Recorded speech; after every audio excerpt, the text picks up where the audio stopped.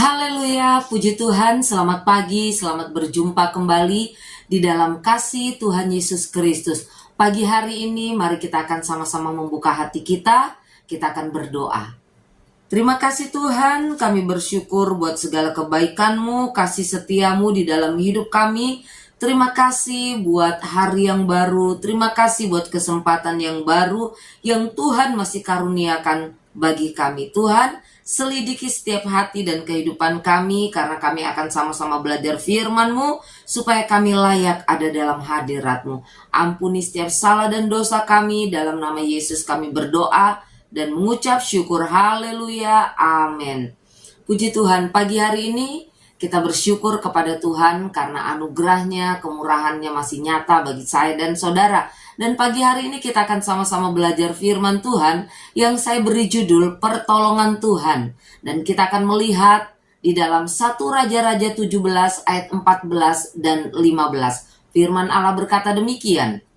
Sebab beginilah firman Tuhan Allah Israel.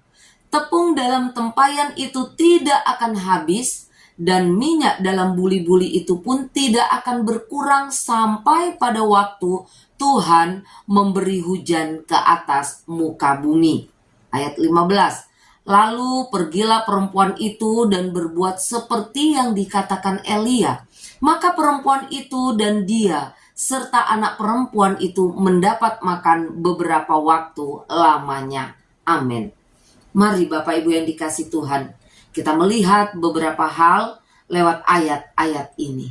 Yang pertama, di dalam keterbatasan pertolongan Tuhan itu nyata. Kita membaca kembali di dalam ayat 14. Firman Allah berkata demikian. Sebab beginilah firman Tuhan Allah Israel. Tepung dalam tempayan itu tidak akan habis, dan minyak dalam buli-buli itu pun tidak akan berkurang sampai pada waktu Tuhan memberi hujan ke atas muka bumi. Amin. Ketika negeri di mana perempuan yang sederhana janda Sarfat ini tinggal dilanda kelaparan hebat karena hujan tidak turun selama 3,5 tahun. Tidak ada lagi yang dimiliki oleh perempuan ini kecuali segenggam tepung dan sedikit minyak. Semuanya habis. Ia hanya menunggu kematian saja. Tetapi firman Tuhan berkata, tepung tidak akan habis dan minyak tidak akan berkurang. Bapak Ibu yang dikasih Tuhan, saat semua terbatas, dalam titik terendah kita, seringkali pertolongan Tuhan dinyatakan. Ketika apa? Ketika kita tidak memandang rendah dengan apa yang ada pada kita. Saat kita percaya bahwa hidup kita ini ada dalam rancangan Tuhan, maka sesuatu yang kecil, sesuatu yang sedikit yang kita miliki di hadapan Tuhan itu cukup untuk menyatakan pertolongannya bagi saya dan saudara. Dan yang kedua, kita belajar lewat kebenaran firman Tuhan. Taat adalah kunci pertolongan Tuhan. Kembali kita melihat di dalam ayatnya yang ke-15. Lalu pergilah perempuan itu dan berbuat seperti yang dikatakan Elia. Maka perempuan itu dan dia serta anak perempuan itu mendapat makan beberapa waktu lamanya. Amin. Ketika Elia datang meminta makanan terakhir yang dimiliki oleh janda Sarfat ini, justru janda Sarfat ini lebih memilih memberikannya apa yang dia miliki, terakhir yang dia miliki. Ya, justru dia berikan kepada Elia. Sebagai apa? Sebagai bukti ketaatannya terhadap perkataan Tuhan lewat Nabi Elia. Dan langkah yang ia ambil ini membuka pintu pertolongan Tuhan. Bapak Ibu yang dikasih Tuhan Yesus Kristus, jangan pernah kita bermimpi kita akan mengalami pertolongan Tuhan tanpa ada ketaatan di dalam diri saya dan saudara. Saat hari ini, di hari-hari ini, kita ada di situasi yang seperti apa? Ya, mungkin kita ada di dalam keterbatasan kah?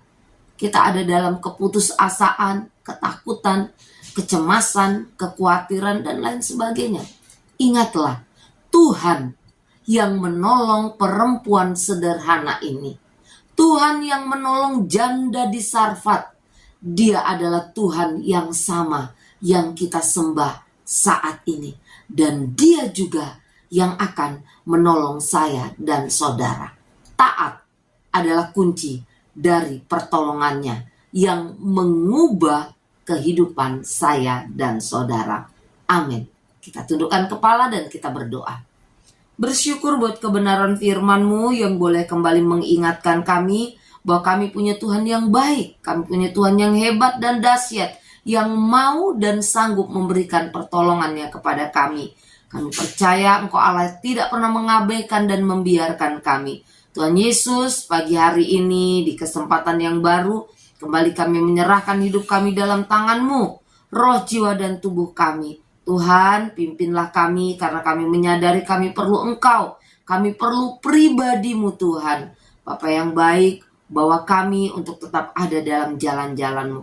Tolong kami, mampukan kami menjadi terang, menjadi berkat di sepanjang hari ini. Ampuni setiap salah dan dosa kami. Ini yang menjadi doa dan permohonan kami. Terima kasih banyak Bapa. Dalam nama Yesus kami berdoa. Haleluya. Amin.